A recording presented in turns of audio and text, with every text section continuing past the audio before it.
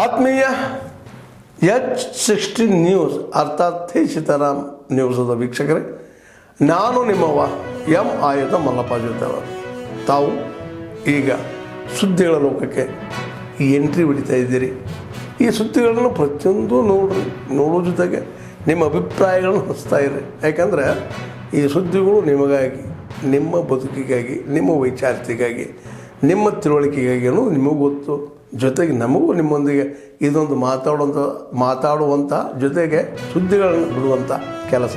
ಈ ಕೆಲಸದಲ್ಲಿ ನಾವು ನಿಮ್ಮೊಂದಿಗಿದ್ದೀವಿ ಅಂತ ಹೇಳ್ತಾ ನೋಡ್ತಾ ಇರಿ ಈ ಸುದ್ದಿಗಳನ್ನು.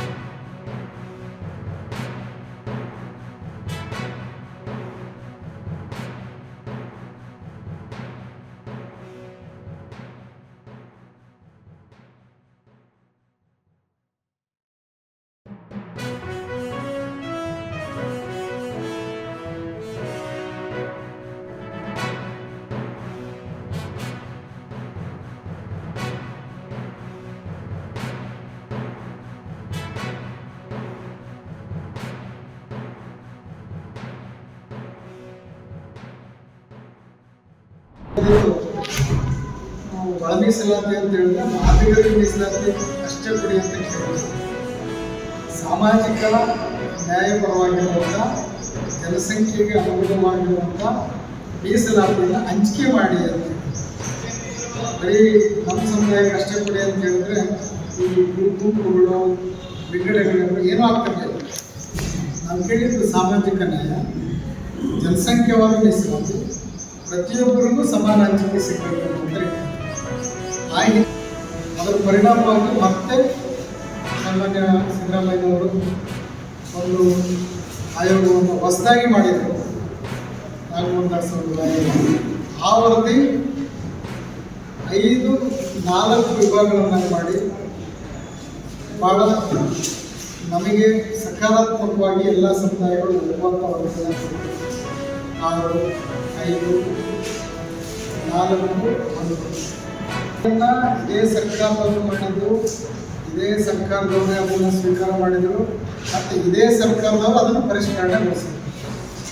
ಆ ಕಾರಣಕ್ಕೋಸ್ಕರ ವಿರೋಧ ಪಕ್ಷದಲ್ಲಿರ್ಬೋದು ಅಥವಾ ನಾವು ಕೂಡ ಅದಕ್ಕೊಂದು ಸ್ಪಷ್ಟೀಕರಣ ಯಾಕೆ ಅನ್ನೋದ್ರ ಬಗ್ಗೆ ಇವತ್ತಿಗೂ ಕೂಡ ನಾವು ಕೇಳಲು ಬಯಸ್ತೀವಿ.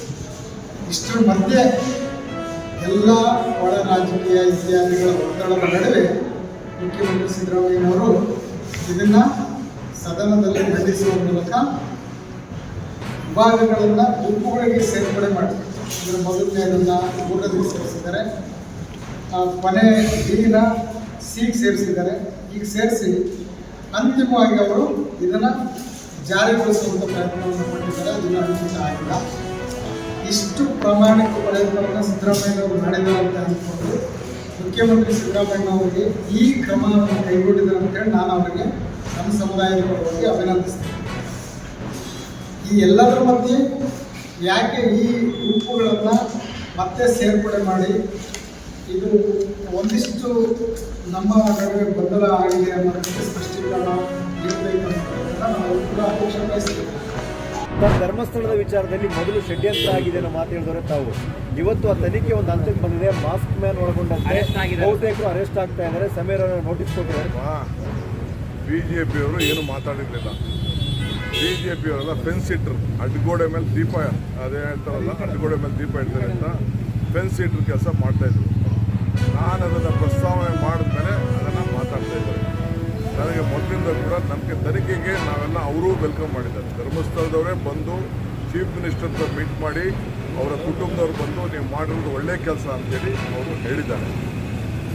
ಆಯಿತಾ? ಅದನ್ನು ಬಾಲಕೃಷ್ಣ ಅವರು ಅಸೆಂಬ್ಲಿಲೂ ಕೂಡ ಪ್ರಸ್ತಾವನೆ ಮಾಡೋದು, ನಾನು ಅದನ್ನು ಮಾತಾಡೋಕ್ಕೆ ಹೋಗಲಿಲ್ಲ. ಅದನ್ನು ಸೊ ಅವರು ಬಂದು ಅದಕ್ಕೆ ವೆಲ್ಕಮ್ ಮಾಡಿದ್ರು. ಇನ್ವೆಸ್ಟಿಗೇಷನ್ ನಡೀತಾ ಇದೆ. ಯಾರು ತಪ್ಪು ಇದ್ದಾರೆ ಅವ್ರನ್ನೆಲ್ಲ ನಾವು ಕ್ರಮ ಕೈಗೊಳ್ತೀವಿ ಅಂತ ನಮ್ಮ ಸರ್ಕಾರ, ಹೋಮ್ ಮಿನಿಸ್ಟರ್ ಹೇಳಿದ್ದಾರೆ, ಚೀಫ್ ಮಿನಿಸ್ಟರ್ ಹೇಳಿದ್ದಾರೆ, CLP ಹೇಳಿದ್ದಾರೆ, ಅಸೆಂಬ್ಲಿಲೂ ಹೇಳಿದ್ದಾರೆ. ಸೊ ಆ ಕೆಲಸ ನಾವು ಮಾಡ್ತಾ ಇದೀವಿ. ಯಾರ ಮೇಲೂ ನಮಗೆ ಅವ್ರ ಪರನೂ ಇಲ್ಲ, ಇವ್ರ ಪರ ಇಲ್ಲ, ನಮಗೆ ನ್ಯಾಯದ ಪರ, ನಮಗೆ ಧರ್ಮದಲ್ಲಿ ರಾಜಕಾರಣ ಮಾಡಬೇಡಿ ಅಂತ ನಮ್ದು ಅಷ್ಟೇ. ಸರ್ ಅನನ್ಯ ಭಟ್ ನನ್ನ ಮಗ ಏನಾಗ್ತದೆ ಇದರಿಂದ ನಮ್ಗೆ ತೊಂದರೆ ಆಗ್ತದೆ ಅಂತ ಹೇಳ್ಬಿಡ್ತೀವಿ ಕೇಳಿ. ಶಿವಣ್ಣ ಲೇಟ್ ಆಗೋದು, ಅವ್ರ ಮಕ್ಕಳು ಬಂದವರೆ ಪಾಪ, ಇವತ್ತು ಅವರು ಇದೇ ಜೀವನ ಸಾಕು ಹೋಗ್ತಾ ಇರ್ಬೋದು. ನಮ್ಮ ಮಕ್ಕಳನ್ನ ದಯವಿಟ್ಟು ಈ ರೀತಿ ತರಲ್ಲ ಸರ್, ಆಗಲ್ಲ ಸರ್, ಜೀವನ ಮಾಡಕ್ಕಾಗಲ್ಲ ಸರ್. ಅವ್ರು ಇವತ್ತು ಮಟ್ಟದಲ್ಲಿ ಅವ್ರು ಮಾಡ್ತಾ ಇರ್ಬೋದು, ಅವ್ರು ಎಷ್ಟೇ ಇರ್ಬೋದು, ಅವ್ರಿಗೂ ಹೊಂಟಿದ್ದಾರೆ. ಇವತ್ತು ನಮ್ಮ ಮಕ್ಕಳನ್ನ ತರಕ್ಕೆ ಕಷ್ಟ ಆಗ್ತದೆ ಸರ್, ಆಗಲ್ಲ. ಯಾಕೆ ಅಂತಂದ್ರೆ ಏನ್ ಸರ್, 2 ಡೇಟಲ್ಲಿ ಒಂದು ಕಾರ್ಯಕ್ರಮ ಮುಗಿದೈತೆ, 2 ಡೇಟಲ್ಲಿ ಕಾರ್ಯಕ್ರಮ ಮುಗಿದೈತೆ ಸರ್. ಅವ್ನು ಯಾರೋ ಅಲ್ಲೆಲ್ಲೋ ನಿಂತಿರ್ತಾನೆ, ಅವ್ನು ಕರ್ಕೊಂಡು ಹೋಗೋದು, ಅವ್ನು ಬಟ್ಟೆ ಹಾಕ್ಸೋದು, ಅವ್ನು ನಿಲ್ಲಿಸೋದು, ಅವ್ನು ಫೋಟೋ ಹೊಡೆಯೋದು, ಪ್ರೋಗ್ರಾಮ್ ಮುಗಿತು, ಅವ್ನು ಪೇಮೆಂಟ್ ಆಯ್ತು. ಏನ್ ಸರ್, ನಾವು ಹೋದ ಕಲಾವಿದರುಗಳಿಗೆ ಎಲ್ಲದೇ ಸರ್ ಇಲ್ಲಿ ಸರ್, ಇಲ್ಲಿ ಜಿಲ್ಲಾ ಜಾನಪದ ಕಲಾವಿದರು ಅಧ್ಯಕ್ಷರು ಅಂತ ಮಾಡಿದ್ರು, ನಾವೆಲ್ಲರೂ ಸೇರ್ಕೊಂಡು ಸ್ಟ್ರೈಕ್ ಮಾಡಿದ್ರು. ಇಲ್ಲಿ DCRಗೆ ಒಂದು ಲೆಟರ್ ಕೊಟ್ಟು 10 ಪೈಸೆಗೆ ಏನೂ ಆಗಲಿಲ್ಲ ಸರ್. ಕೆಲವರು ನಮ್ಮ ಸದಸ್ಯರುಗಳನ್ನೇ ಬರ್ದೇನೆ ಹೋದ್ರು, ಬಂದ್ರೆ ಎಲ್ಲಿ ಪಿಂಚಣಿ ಬಂದು ಫೋಟೋ ಹೊಡೆದ್ರೆ ನಮಗೆ ಎಲ್ಲಿ ಪೇಮೆಂಟ್ ಆಗಿರೋದ್ರಿಂದ ಬರ್ದೇ ಹೋದ್ರು ಸರ್. ಇಂಥ ಸುಸ್ಥಿತಿಲಿ ನಾವು ನಿಜವಾಗ್ಲೂ ಎಚ್.ಎನ್. ಆದಿಯಲ್ಲಿ ನಮ್ಮ ಚಕ್ಕರೆ ಶಿವಶಂಕರ್ ಅವರ ಆಶೀರ್ವಾದದಲ್ಲಿ, ಪೂರ್ವ ಬಸವರಾಜರ ನಿರ್ದೇಶನದಲ್ಲಿ ನಾವು ಈ ಮಟ್ಟಕ್ಕೆ ಬೆಳೆದಿದ್ದೀವಿ ಸರ್. ನಾವು ಯಾವತ್ತೂ ಇವತ್ತವರೆಗೂ ಚರ್ಮ ಪೆಟ್ಟಿ ಒಂದು ದಿನ ನಮ್ಮ ಪೈಬರ ನೋಡಿಲ್ಲ ಸರ್. ಡೊಳ್ಳ ದಯಮಾಡಿ ನಾವು ಇನ್ನೇನು ಕೇಳ್ಕೊಳ್ಳಲ್ಲ. ಕನ್ನಡ ಮತ್ತು ಸಂಸ್ಕೃತಿ ಇಲಾಖೆನೂ ಹಾಗೆ ಆಗ್ಬಿಟ್ಟಿದೆ. ಯಾಕೆ ಅಂತಂದ್ರೆ ಎಲ್ಲ ಕನ್ನಡರಿಗೆ ಅವಕಾಶ ಸಿಗ್ತಾ ಇದೆ, ನಮ್ಗಳಿಗೆ ಅವಕಾಶನೂ ಕಮ್ಮಿ ಆಗಿದೆ. ಈಗ ನಮ್ಮ ಮಕ್ಕಳುಗಳಿಗೆ ಇದನ್ನೇ ಕಲ್ಸ್ಕೊಂಡಾಗಪ್ಪ ಅಂತಂದ್ರೆ ನಾವು ನಮ್ಮ ಮಕ್ಕಳು ಓದೋದು ಬಿಟ್ಬಿಟ್ಟು ನಿಂತ್ಕೊಂಡ್ರೆ ಏನಾಗಿರುತ್ತೆ? ಏನೋ ನಮ್ಮ ತಂದೆ ಜೀವನ ಪಡಿಕೆ ಸ್ವಲ್ಪ ನಡೆದೈತೆ ಸರ್. ಹಂಗಾಗಿ ಸರ್ ದಯವಿಟ್ಟು ನಮ್ಮ ಜನಪದ, ನಮ್ಮ ಇಲ್ಲಿ ಎಲ್ಲಿ ನಾವು ಮಕ್ಕಳುಗಳ ಊಟ ಹಾಕ್ತೀವ ಸರ್, ಇಲ್ಲಿ ನೀವು ಸ್ಟಾರ್ಟ್ ಮಾಡಿ ಸರ್. ಮೂಲ ಕಲಾವಿದರು ಕಸಿ ಸರ್. ಈಗ ಯಕ್ಷಗಾನ ಕೊಡೋರು ಮೂಲ ಇದನ್ನ ಹಾಕೊಂಡು ಕೊಡೋರು ಸರ್, ಇನ್ನು ಕೆಲವರು ಹಾಕೊಂಡು ಕುಣಿತಾರೆ, ನೋಡಿದ್ದೀರಾ ಸರ್? ಸರ್ ನೀವು ಇದೇ ಗೋವಿಂದರಾಜ್ ಹೇಳಿದ್ರು, ಇಲ್ಲಿ ಅವರಲ್ಲ ಸರ್, ಇಲ್ಲಿ ಒಂದಷ್ಟು ಜನ ಕಲೆ ಕಲ್ತಿರಲ್ಲ ಸರ್. ನಾನು ಒಂದು ವಿಡಿಯೋ ಕಳಿಸ್ತೀನಿ ನಿಮ್ಗೆನಾ. ಅವ್ರು ಗಂಸಾಡೆ ಕುಡಿತಾರೆ, ಕಮಿಟಿ ಡ್ಯಾನ್ಸ್, ಬ್ರೇಕ್ ಡ್ಯಾನ್ಸ್ ತರ ಇದೆ, ಅದು ಗಂಸಾಡೆ. ನಾನು ದಯವಿಟ್ಟು ಬೇಜಾರು ಮಾಡ್ಕೊಳ್ಳಿ ಸರ್, ಜನಪದ ಸೃಷ್ಟಿಸ್ತಾ ಇದ್ರ ಮೂಲ ಕಲಾವಿದರು ಕರೆಸಿ ಕಲಾವಿದರನ್ನು ಮಾಡಿ ಕಳಿಸ್ಕೊಡಿ ಸರ್ ಪ್ಲೀಸ್. ಆತ್ಮೀಯರೇ, ಎಲ್ಲ ಸುದ್ದಿಗಳನ್ನು ನೋಡಿದ್ರಲ್ಲ, ಏನು ಅನಿಸ್ತು ನಿಮಗೆ?